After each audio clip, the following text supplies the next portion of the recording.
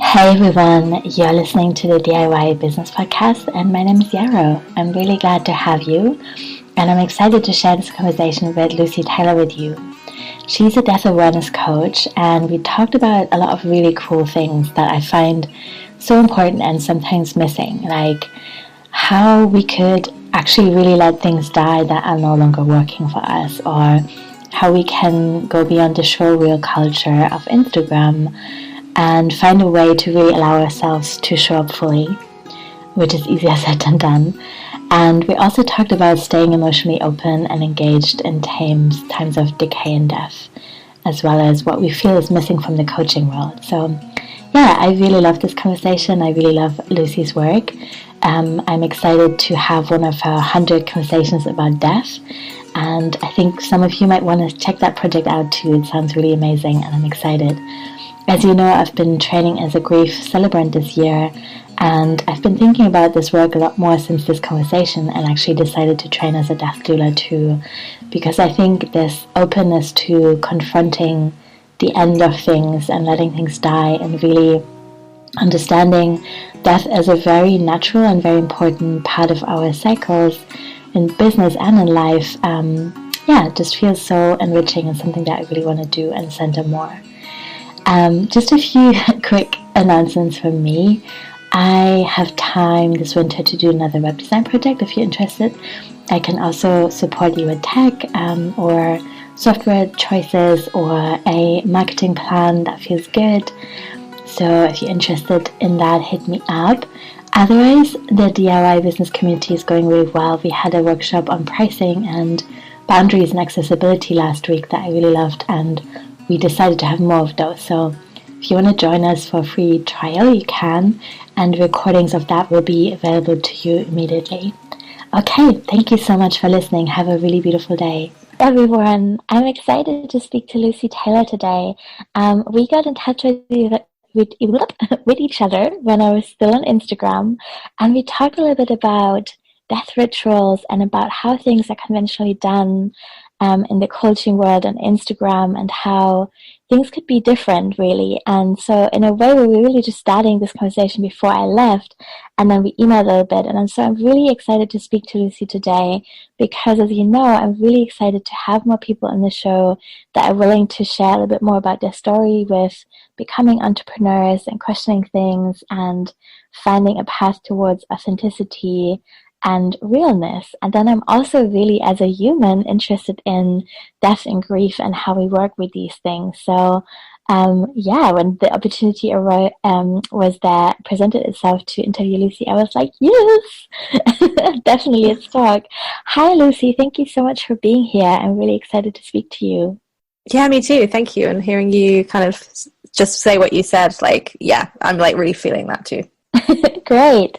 So let's begin by hearing a little bit more about your work. I'm not expecting you to give us like a polished, perfect, this is it, this is what I'm going to do for the rest of my life answer. But where are you at right now? What feels most exciting to you? Yeah, so where I'm at right now is I am calling myself a death awareness coach. And what that really means to me is creating opportunities to facilitate people's relationship with death and loss, definitely including literally the end of life, but also where that's coming to me right now is the kind of deaths and goodbyes and shifts that we have throughout our life. Mm-hmm. And for me, that's really a journey towards wholeness, and how I'm kind of defining my own version of wholeness right now and through my work is like a state of accepting all that is. Mm-hmm. So for me, where death and loss comes in is often we bypass it, or we look ahead and we don't, like you said, ritual. We don't have ritual. We don't often fully embrace and witness the loss. So for me, that inherently means that we're not really creating and navigating life through this space of wholeness. Mm-hmm. Yeah, that's beautiful. That makes so much sense to me. Yeah, I think something that you are saying on your Instagram page, let me just go back to that really quickly because it really spoke to me. It says life activation through death awareness. And I was like, ooh, yes. Yes. That feels so true. Yes. Yeah, I'm just finishing a book called Swimming with Seals, for example, in which a really beautiful storyteller processes the grief and the death of her mom through wild swimming. And I just paused so much reading this book and was thinking about how much death and grief, it really brings deep transformation that so many of us have often like wanted for decades, but it needed death to really let them come through, which is really then making me wonder if there was a way for us to be, like you say, more aware of death all the time, to be more alive and more close and closer to how we actually really want to live. So I would love to hear a little bit more about how you came to do this work and how you see it kind of play out in your day-to-day life. Thank you. And hearing that, what you just said about the book you're reading and the thoughts you had from it, like, it's quite a nice segue, because really what brought me to this work is like a lack of almost feeling, or a lack of feeling like I'm experiencing the world through deep connection and just like heightened sense of emotion. So for me, I'll preempt saying a lot of people do get into death work or into this awareness through experience a really significant loss and end of life. That personally wasn't my experience. And it's really come from kind of small step after small step. Certainly starting going into personal development world, kind of trying to access that level of connection and, you know, kind of integrity and deep meaning, which I certainly did find to some degree, but it wasn't until really kind of looking at how that then interacted with the human experience we're having right now and the cultural systems we're under, that I realized there was something deeper and there was an access point that I still wasn't reaching. And it kind of grew from there. And I kind of became aware of death as like a concept of like being aware of it through kind of looking at the way, you know, the way I had certainly done, and I think certainly in kind of mainstream Western culture, of like this kind of numbing out of kind of going to our jobs, being on the internet, being on social media, and kind of just not really engaging in, or certainly in the public realm, in the feelings, I guess, that we would kind of say are in a negative, so like grief, public grief. But also, as I kind of noticed that it was also like extreme joy and happiness was also being numbed out as well. And that kind of, it was like querying why, and like why we're not doing certain things and why we're just behaving, I guess, like my search for meaning. It's like, well, why am I searching for this? And it was really at the core, like, because we're going to die one day. I want to have a meaningful life. But for me, like, yeah, the meaning to me was that experience of emotion, and it was something that I wasn't allowing myself. So even early on in my research and my understanding of death awareness, I've come to see that the flip sides of the coin of like grief and joy are basically not the same experience, but it's like I see them as states of emotional intensity, maybe. And when we come out of this kind of avoidance, bypassing, numbing out, we can access grief, but we can also access joy. And that's kind of what's exciting me at the moment. And I hope I answered your question. It's a topic that, like, once you go into it, just unravels in so many directions. So I'm trying to like hold all the pieces at the moment. Yeah, me too. I think all of what you said really makes sense and is super interesting.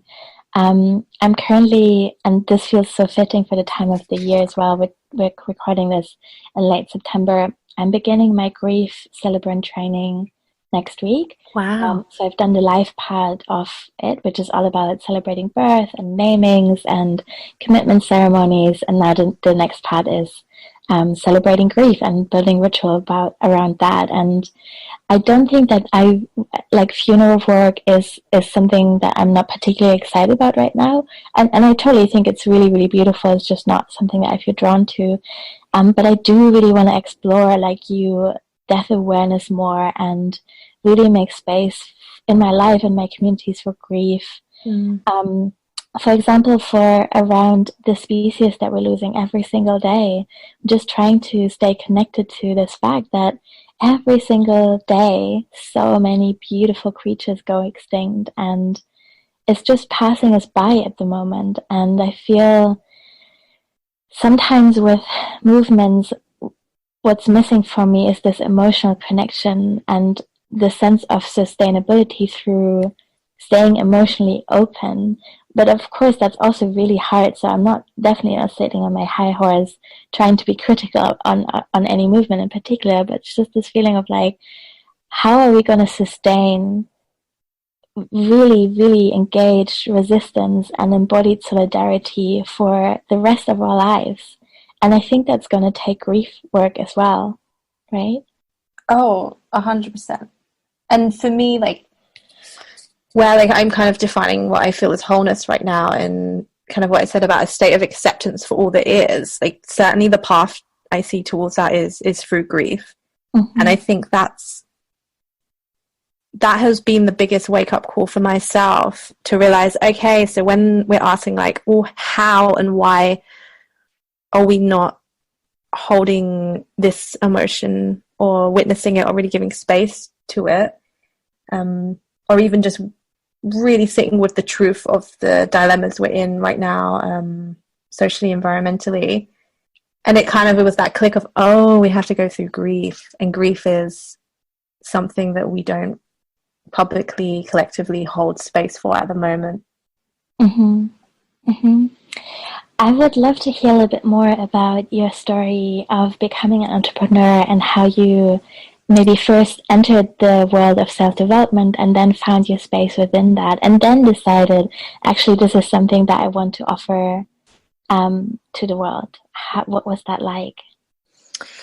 It's funny, it's been a kind of relatively short in terms of the last 3 or 4 years, but it feels like a very long journey. But like my first kind of significant step towards was through just like realizing my own numbness in my own life, and how I'd kind of done the typical thing. You know, I was in a job that I enjoyed, it made sense. I was in a relationship that made sense.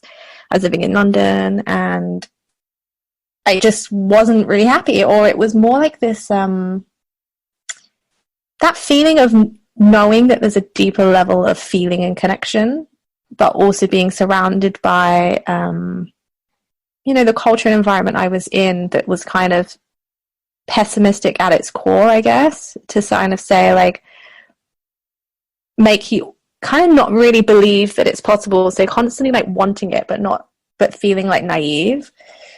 So that kind of like little piece of me that was like, no, there's something more to feel here, that kind of led me down personal development for myself, and quite quickly found coaching and as a profession. And I trained to be a life coach. And I had come from a background in online communications.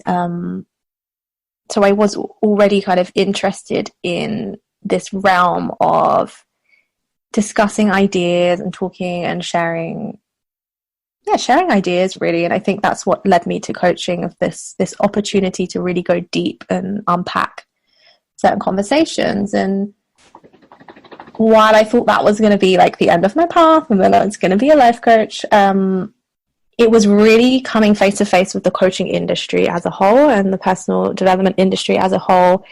Once I got out of the kind of initial shininess of it, I quite quickly didn't really see myself in it, and I didn't see the world around me in it. And it felt like this bubble, which I do think predominantly it still is.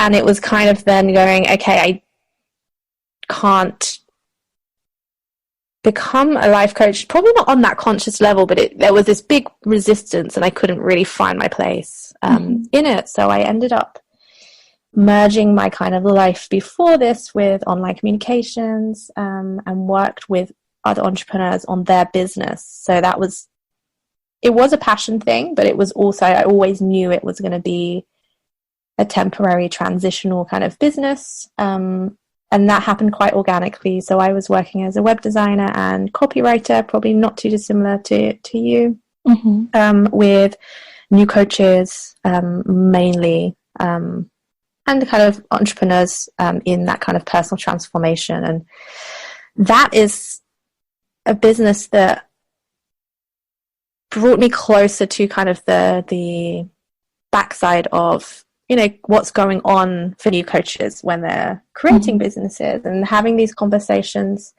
around the coaching industry and what I felt was missing from it. And then I found the incredible work of Andrea Renee, who has a coaching as activism program. And I went through that, and that was really that sudden kind of connection between like, oh, okay, so this is what's happening, between the disconnect between kind of social justice and the social systems we're in right now and the coaching industry, and how they come together, or personal development in general, to kind of look at how the collective affects the individual and vice versa. And I think, well, I know that was the kind of final cementing of really stepping into my own values and understanding, which then kind of gave me the permission, I guess, or the validation to say, no, there's something here. So the more I kind of worked with Andrea and her community, and looked into like holding space and things where complexity was allowed more, and really then kind of let this death awareness drop into me. And to some degree, I really do think it just dropped into me. I can't really find the exact point it came to me, but it was like once I became aware of it, it felt so right, and I just couldn't put it down. So that's kind of where I'm at right now. And now I am just finishing up, even now, with my last clients for the kind of business support and copywriting on the like literal sense, and now moving into more of the personal support that I'm offering through as a death awareness coach. So I'm just kind of in my own transition right now, actually. Yeah, that's beautiful. Thank you so much for sharing. I really also want to link to Andrea's program because I think it's incredible. It's on my wish list of things to do next year, very high up. And do it. Yes, I will. And I'm excited that you really loved it. That sounds great. Yeah, like I said, what you're saying really makes sense to me, and I had a similar experience when I first kind of entered this world.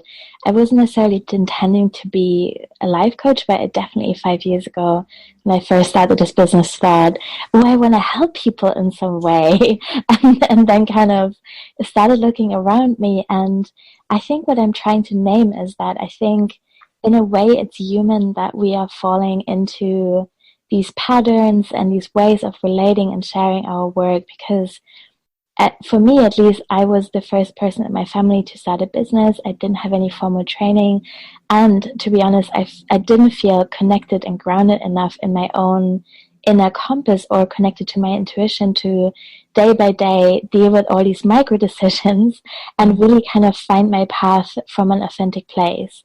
So where I'm getting with this, I think, is that I see these things dying as well, and I think it's really important that we let go of them. And I also think that it takes courage when we're starting out and we're, trying to bring a new business into the world. It's so tempting to just tell these stories, like you said in your email, that are really these templates of like, I had this problem and then I acquired this tool and this is my solution, and now I can sell you to do the same thing, and your life will be, you will never struggle again, basically, because everything will be amazing. And so, yes, I see that too. I know why it happens sometimes. Obviously, I don't know individually why it happens, but I see these patterns too, and I wonder like how we can bring death to them, quite literally. I wonder what your thoughts are around this process, and what can be empowering or positive or transformative in that sense. And they're the kind of key words, like what is like inspirational and motivational. And I think there's a disconnect because I guess, well, there's a disconnect on so many levels that at first it's the role of a coach is to even be inspirational, motivational. There is some element in there, but I think there's some feeding in there already, and this idea, that kind of to do that we have to only show the positive things, or show the solutions, and never really be in the processes out loud consistently. And I think for me, I think about it a lot in terms of the how, because it's too simple to say, I'll just be more vulnerable, and we hear this a lot, so I'll be more vulnerable, share your stories. But unless you really unpack what's going on, it's still going to be incongruent, because you're not really feeling like you have permission to do that. So I think certainly for entrepreneurs and coaches, what we're talking about now, it's like that first step with, I say, acceptance of just witnessing what is. And I think just that practice of really sitting with, okay, what is happening for me right now, before going into how can I sell it, how can I package it. Mm-hmm. Because I think that's, under capitalism as well, it's just that quick rush to just throw ideas out and get them packaged and sold. And whether that be a literal paid service or just like through sharing on Instagram, for example. But I just think that is probably where the dominant area of my work with entrepreneurs will really be. And it's like just simply like witness what is, and then say, okay, how can we communicate what is?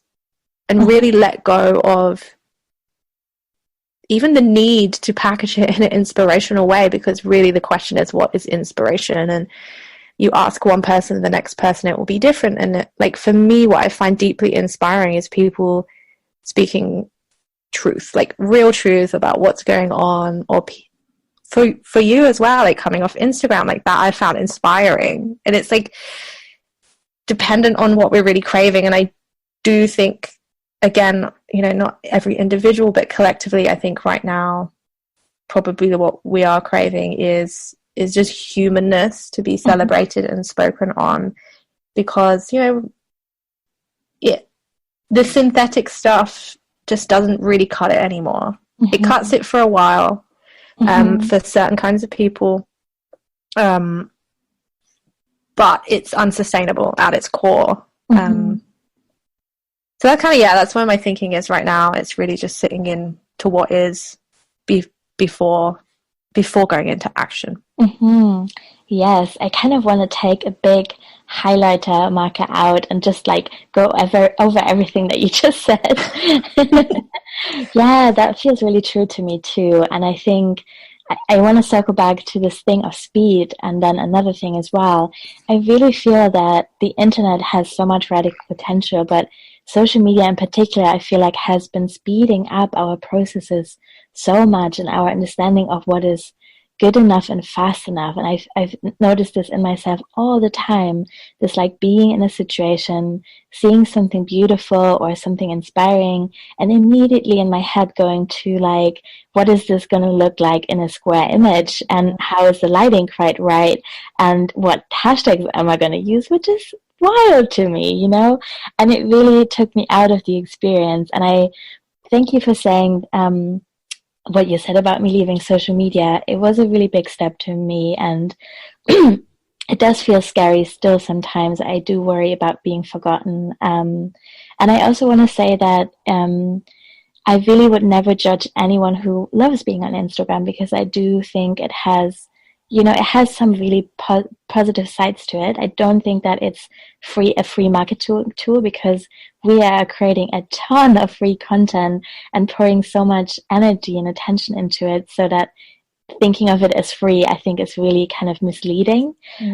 But I really met some incredible people on there. We connected on there initially, and many of my close friends I've initially met on Instagram, and I feel so much more connected now with a community of entrepreneurs around the world that feels similar to how I feel, and I will always be grateful for that. But there's this speed piece that was really bothering me, and then I think the other thing also of like constantly trying to appease the algorithm, that's really challenging, because what you said about permission really resonates for me. I think in order to be truly sharing what is and what is coming up for us in a imperfect way that people hopefully may or may not be able to relate to, but that's really kind of like thinking out loud, we have to, not just from ourselves but also from the platform, have permission to do so. And I just noticed over the years so often that when I was sharing something that was kind of a bummer, that wasn't really looking very good, or it was an image that had more darkness than light on it, quite literally, and we can talk about the racism in that as well. But I would always be punished, and I had 6,500 followers, but just such a tiny, tiny fraction of these people would see posts, especially if they were not shiny, very light, super lit images in which I was sharing a bite-sized piece of inspiration. And so, yeah, that's death to that, I would say. Oh, absolutely. And that's like, you really give me a lot to think about in terms of the kind of algorithm and the permit, like what you said about the permission from the platform is something I haven't really fully delved into myself, to understand what's actually happening. Mm-hmm. But I do so much of what you said, I was just, yeah.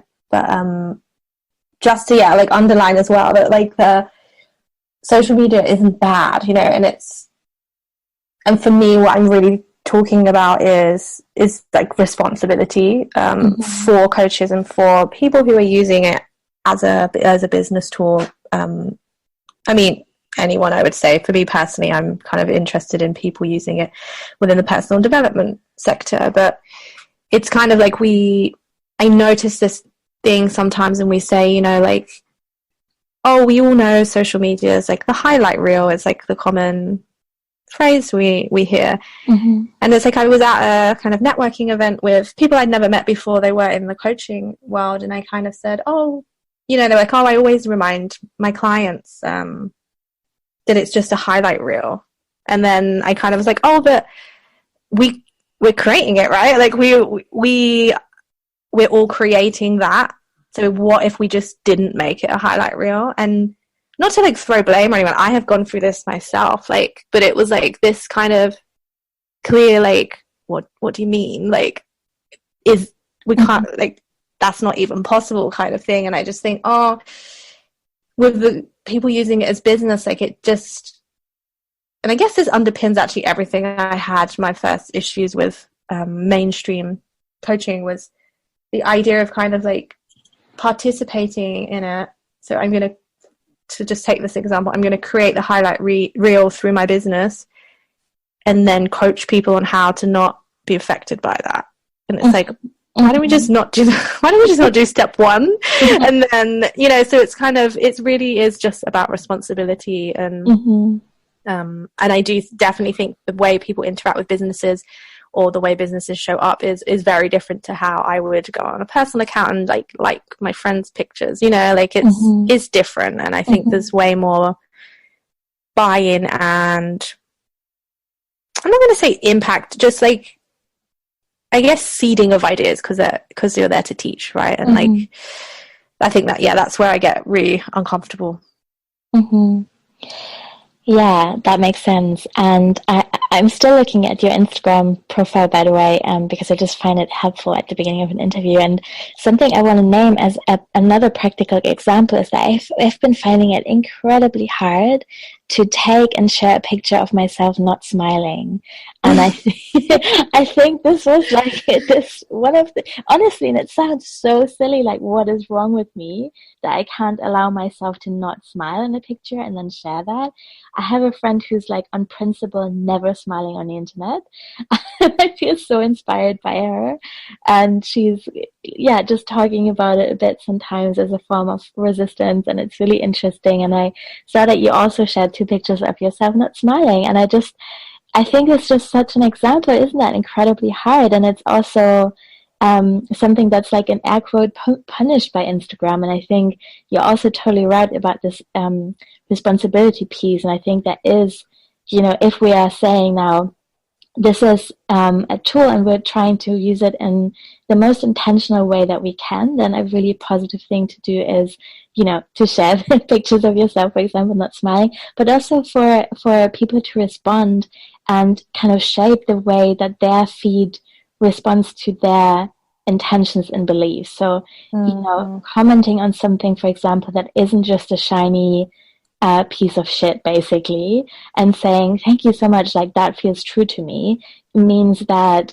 more people will see it, and you will also get to see more of those kinds of things. And a part of me is like, do I really want to spend so much time on kind of developing strategies around this, or like, finding these workaround solutions? But it is also the reality of what it is to be on Instagram right now. So I think it's important to name that. Yeah, for sure. And that's the integral bit, isn't it? Where it's like noticing things and then like bringing the systems in, and then it can like spiral us back into like the kind of really capitalist way of like relating. But what kind of came up to me when you're speaking as well is just like about the pictures of not smiling, and me just to take a picture of myself was like a real big deal anyway. So I was like, I'm going to come in and start my new Instagram for this work, and I'm really going to have to practice what I'm going to preach, right? So, and what really shifted, and I think is something that isn't quite clicking in for a lot of people, like that I've worked with and like entrepreneurs, is that, Instagram, maybe I might be wrong, but I believe it probably started, or the way we perceived Instagram was like documenting our day and documenting our life, which is where I think feeds into this inspirational thing of like, oh, but I have to take pictures of, my life. Like Instagram has to show my day, like what I'm physically doing throughout my day, what I'm physically doing when I go on holiday, X, Y, Z. And what really helped me to just think out of that, to be like, Instagram is literally just a platform in which I share my message. And just realizing, so if I share a picture, I'm just going to share pictures that are true to what I'm sharing, or that represent what I'm sharing. Or, if I take a selfie, I'm just going to be taking it of what I'm actually doing, which is sat on the couch thinking, which is how I spend a lot of my time. And really kind of getting out this idea that to have an authentic Instagram account, you have to be sharing like what you're doing. And then there's like, in the sense of like, it has to be real time, literal, a picture. Because then there's that drive of like, oh, if I have to share a real-time picture of something inspiring that I'm doing in my day, I better get off my butt and go to a really preppy coffee shop and take a picture of my latte. And, and it kind of feeds that. And when I just thought, oh, I'm going to just treat it like like an editorial, like a magazine or whatever, and just sharing pictures from what I was doing 6 months ago, because it's a pretty picture or it goes with my message. It's simple as that. And if I share a picture of myself, it's going to be just, how I'm feeling in that moment, and not performing, I guess, is the word I'm thinking of.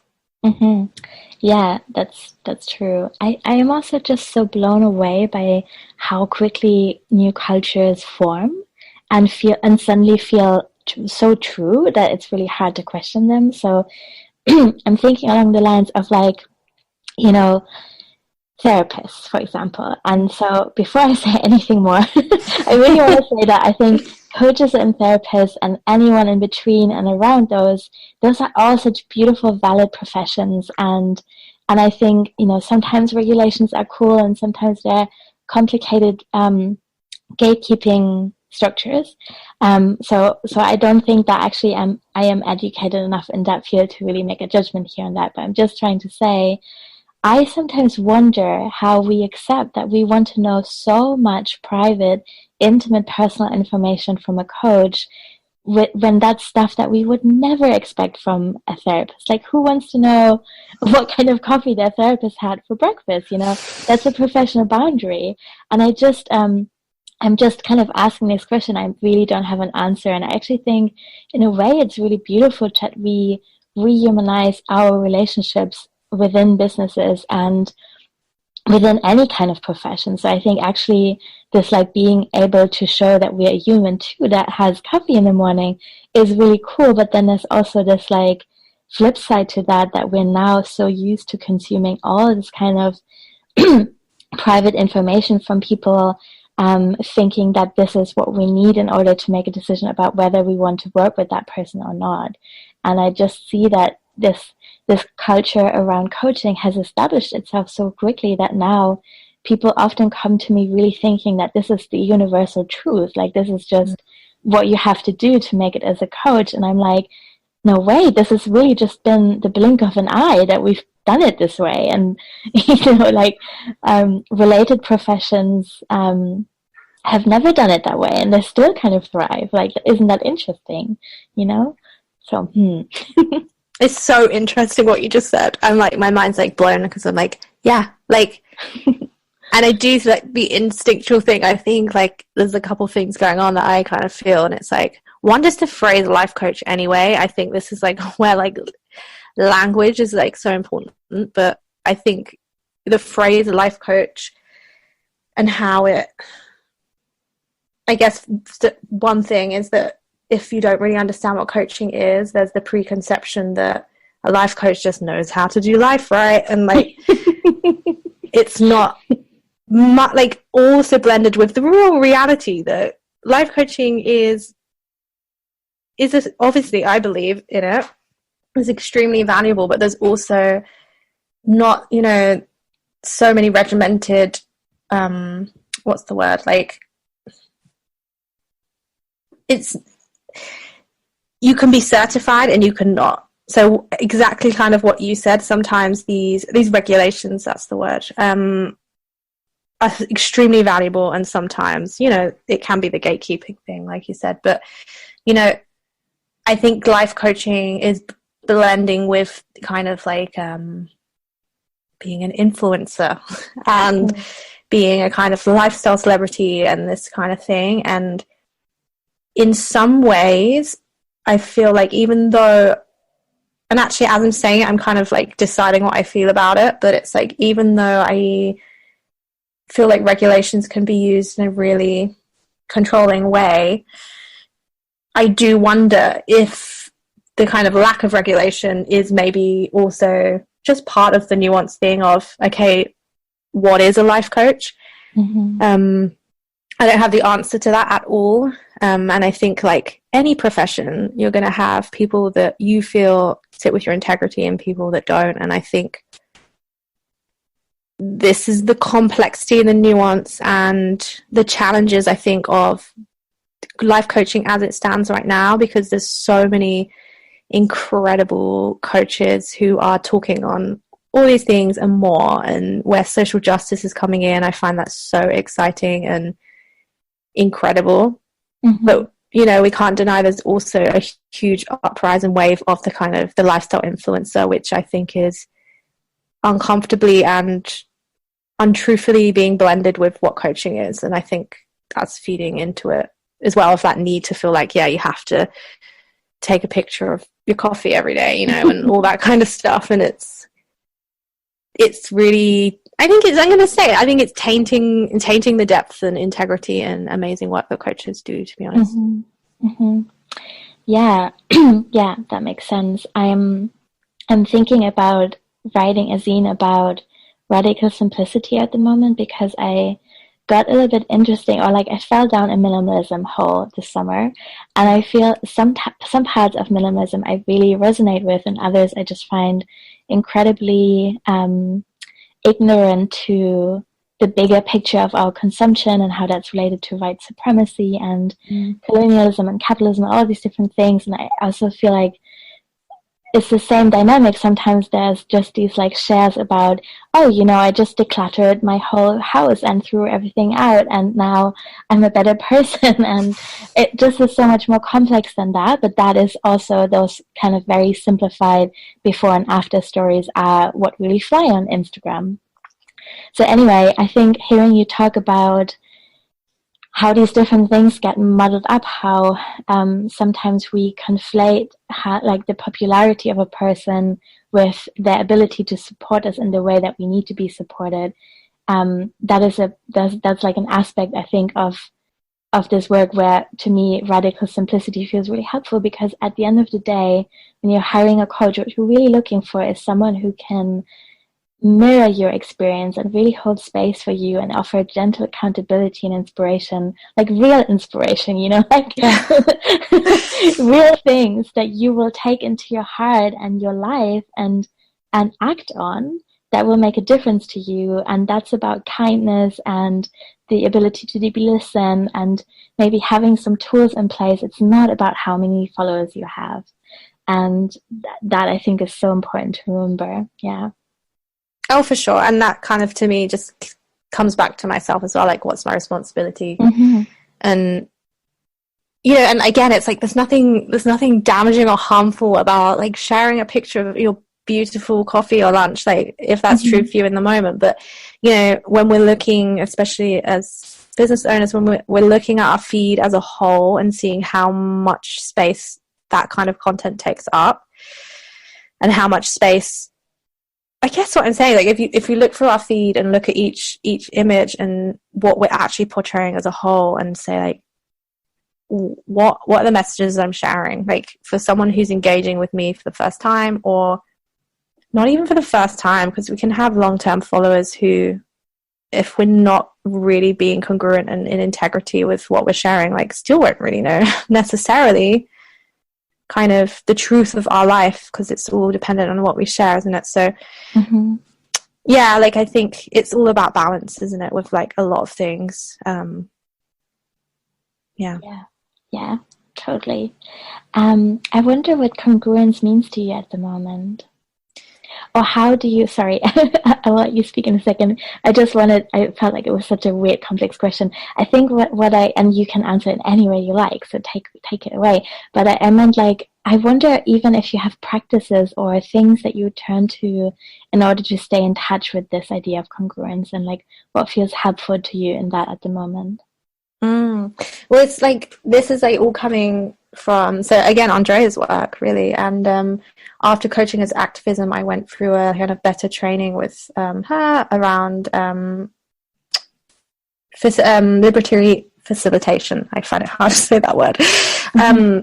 And we were learning relational skills. So I won't go into the depth of it now, but it was kind of for listening and relation skills that make up unconditional positive regard. And part of that, one of the skills is actually congruence, and it's the act of kind of like witnessing what's happening in the moment, and kind of like the phrase is like manifesting what's going on, and not in the like esoteric sense, but in like the literal sense. So for example, it can be anything as basic as, like, so if I'm sat on my laptop and I'm doing some work and I'm thirsty, like, my congruence is like, I thirst, I want to drink. So that's like witnessing what's going on, and like the manifesting my will would be to get up and go get a drink. But often I will sit, being truthful, I'll sit there for an hour and a half, keep going, because I just want to do that last bit. And then I'm really thirsty and I'm like, okay, I'm not congruent. Or going into a conversation at any point, and because part of it's acting in your integrity as well. So I guess I'll preempt what I'm going to say. And what's really come true to me now is like really layering what I feel is congruence next to kind of underpinning everything we've been talking about, which is kind of like mainstream spirituality around like living through integrity, living through intuition, living through soul purpose, that kind of level. And for me, that's like very visionary. It's the lighthouse, it's the guiding vision. The congruence for me is like really being in your humanness in the moment, and enacting in the external world what is true for me right now, like what is coming back to this wholeness piece, and that will shift and change in every moment. And that's life. Like congruence, I feel, is grounded in life, and say like intuition is grounded in the high vision. Does that make sense? Yes, it does. And I think yeah, it totally does. Yes, thank you. Is there anything else that you would like to share before we close? I don't think so. I mean, a million things, but as always with these kind of conversations. But it's been really nice talking to you, and really because the pieces of like kind of what we've been saying now to me it's been a big step towards congruence, because I was, web design copywriter, online communications for entrepreneurs, and then I was putting on my death awareness hat because I do really want to work with individuals going through liminal space and transition. And for me, I for so long saw them as two separate endeavors, and then when it really came under my vision, which is wholeness heals, and this theme of wholeness and really kind of being and creating from a space of what is, I realized just how everything connects. So that's kind of like just been really nice to kind of really ground myself in this conversation, because I'm super passionate about it, and seeing where all the things come together, because that's life and death, isn't it? Like it's all the things. So it's all the things. I could also talk for several more hours, and I would love to invite you and a few other people for second interviews later in the year, because I feel like the first ones are always like this opening and there's so much to cover, and then I wondered if maybe having second or even third interviews one day would be great to kind of go back in time and see how things have changed. I know that in my business things change so fast sometimes, so I would love to talk to you again if you're up for it. Oh, absolutely. And I had like that moment of just like excitement, but also like pure like, oh, I wonder what I'll be doing, because like the last 6 months have been so pivotal for me. So it's like I know the next 6 months are going to probably be outside all my expectations, and the first time that feels really good instead of scary. So I would love to do that. Great, awesome. So what are you currently offering, and where can people find you if they want to stay in touch? Yeah, so my website's lucymaytaylor.com. Same for Instagram. And at the moment, I've got lots of stuff in the pipeline, but the core things I'm kind of doing right now are one-to-one coaching. So with individuals who are either in a transition or they're after a transition, and they're kind of grappling with this in-between place of kind of wanting to really honor and look at what has come to pass in the process of moving forward into something new. And with entrepreneurs, I have the Human on Purpose, which is a mentoring program for coaches and purpose-driven businesses. And that is really looking at how to create and communicate from this congruence, what we were talking about, through their systems, through their communications, but mainly communications, and really looking at what we're sharing in our business and what we're not sharing. Oh, and of course, the big one, I'm actually facilitating 100 conversations about death, grief, and ritual, which I would love to invite you to one. Yeah. God, yes. Yes. So they're all free. And anyone who resonates with literally anything we've spoken about here, but even just the words death, loss, ritual, if that instigates or activates anything, it's for you. It's really an open project, just to start to understand where people are at with it, really, and how that might influence what I offer in the future. So that's all accessible through my website. Cool. I cannot wait to see that. Thank you so much. And thank you so much also for everything that you shared today, and just for being here. It was really beautiful to talk to you, and I'm so excited to share this conversation. So thank you so much. Thank you, and thanks for everything you do. You've really been an inspiration. I can use that word authentically here.